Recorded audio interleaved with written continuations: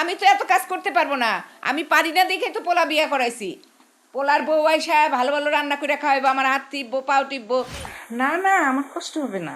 আমি এক্ষুনি, ও পায়ের ব্যথা ঠিক হয়ে গেছে, আমি একটু তেল মালিশ করছিলাম, ঠিক হয়ে গেছে। আমি তোমার জন্য কি বানাই দিব বলো? তখন কিন্তু দর্শক চাহিদার উপরে নির্ভর করে কোনো কিছু করা হতো না।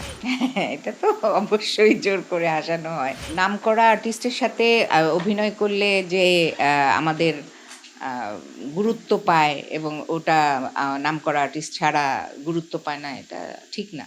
নাটকের নাম হলো বন্ধু বিয়োগ, ডিরেক্টর হলো প্রিন্স ভাই। আর আমি কোন ক্যারেক্টারে আছি? আমি হলো নাটকের মেইন ক্যারেক্টার, যে আহ, মানে নায়ক বলা চলে, তার মায়ের পাঠ করছি। ছোট্ট একটা ক্যারেক্টার, ছোট্ট মানে কি, নায়কের মা, এটা শুনতেই অনেক নায়কের মা। অ্যান্ড ক্যারেক্টারের কিছু করার মতো না থাকলে তো নাই, আবার কিছু কিছু ইয়েতে করার মতো থাকেও। তখন খুব ভালো লাগে। এখন আসলে কি প্রত্যেকটা মানে নাটক, আমরা যে যে নাটকগুলো দেখি বা করি, এগুলো হলো কি আহ, দর্শক চাহিদার উপর নির্ভর করে। আর তখন কিন্তু দর্শক চাহিদার উপরে নির্ভর করে কোনো কিছু করা হতো না। তখন ছিল হলো শিল্পটাকে সাধারণ মানুষের মধ্যে ছড়িয়ে দেওয়ার একটা প্রচেষ্টা ছিল।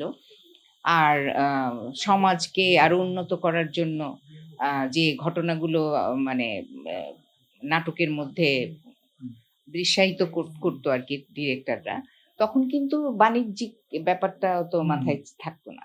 আর আমরা ওটা দেখেই বড় হয়েছি এবং সবাই মিলে দেখার মতো নাটক ছিল। এখন অতটা খুব হচ্ছে না যে তা না, ওরকম নাটক হচ্ছে, দুই একটা হচ্ছে, না হলে ইন্ডাস্ট্রি তো দাঁড়িয়ে থাকতো না, তাই না? ও খারাপ নাটক, খারাপ বলবো না, মানে যেগুলোর কোনো স্থায়িত্ব নাই সেই নাটকগুলোও হচ্ছে, আবার স্থায়িত্ব আছে বা মানুষের মনে দাগ কাটে সেই নাটকগুলোও হচ্ছে, তবে কম। এটা তো অবশ্যই জোর করে আসানো হয়। সেটা এখন কিছুটা আর্টিস্টের উপরেও দায়বদ্ধ, আর্টিস্টও দায়বদ্ধ এটার জন্য, যে সে যদি নর্মালি একটা জিনিস বলে, তাতে যদি দর্শক হাসে, সে না হাসে, তাহলে সেটা মানে সাকসেসফুল সে। আর যদি সেরকম অভিনয় না করে, যে হ্যাঁ মনে হচ্ছে যে চেষ্টা করতেছে হাসানোর, ইচ্ছা করে হাসানোর চেষ্টা করতেছে, আমাদের তো হাসি আসতেছে না, ডায়লগে আর হাসি হয় নাকি? আর অভিনয়টা ওরকম ভাবে করতে হবে। যেমন আমাদের, আমরা যখন ছোট ছিলাম, আপনাদের আপনাদের মনে আছে কিনা জানি না, জয়নাল আবেদিন, সরি, জয়নুল খান, জয়নুল একজন ইয়ে ছিল, এরকম শুকনা ছিল, উনি এসে দাঁড়াইলেই সবাই হাসি শুরু করে দিত, এরকম একজন আর্টিস্ট। মানে চিন্তাই করা যায় না আমাদের সময়কার। তারপরে আপনার ধরেন খান জয়নুল, আমাদেরকার সময়, আপনি বোধহয় নাম মনে নেই, আমরা যখন ছোট, ওনাদের মানে এই রাজ্জাক কবরী যখন নায়ক নায়িকা, তখন যে হাসমত একরকম, জয়নাল আবেদিন একরকম, জয়নাল আবেদিন না একরকম, তারপরে আরেকটা কি নাম বললাম, ভুলে গেছি এখন আবার। আহ, এদের, এরা স্ক্রিনে আসলেই হাসির রোল উঠতো, হাসাইতে হইতো না, ওরা পাঠ যে বলতো, কথা যে বলতো, দাঁড়ায় তো দাঁড়ায়া থাকতো, যে তাতেই মানুষ হিসেবে কুল কিনারা পেত না, এটা তারা তৈরি করে নিছিল। এটা হলো সবচেয়ে বড় এখন।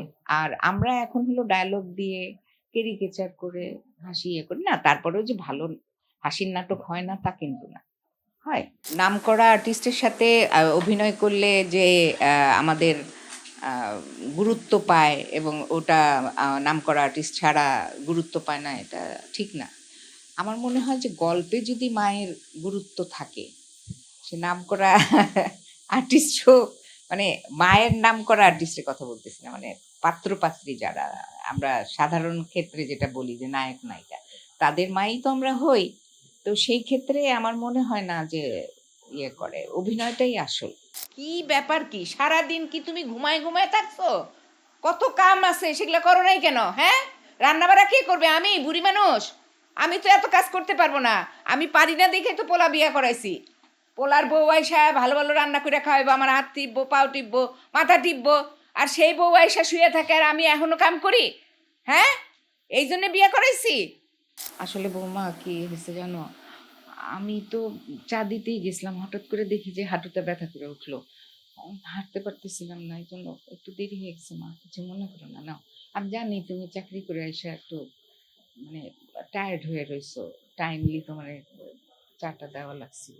কিছু খাবা বৌমা? কি করে দিব? না না, আমার কষ্ট হবে না। আমি এক্ষুনি, ও পায়ের ব্যথা ঠিক হয়ে গেছে, আমি একটু তেল মালিশ করছিলাম, ঠিক হয়ে গেছে। আমি তোমার জন্য কি বানাই দিব বলো? কি মোগলাই খাবার? আচ্ছা ঠিক আছে, ঠিক আছে, তাহলে স্যুপ বানাই।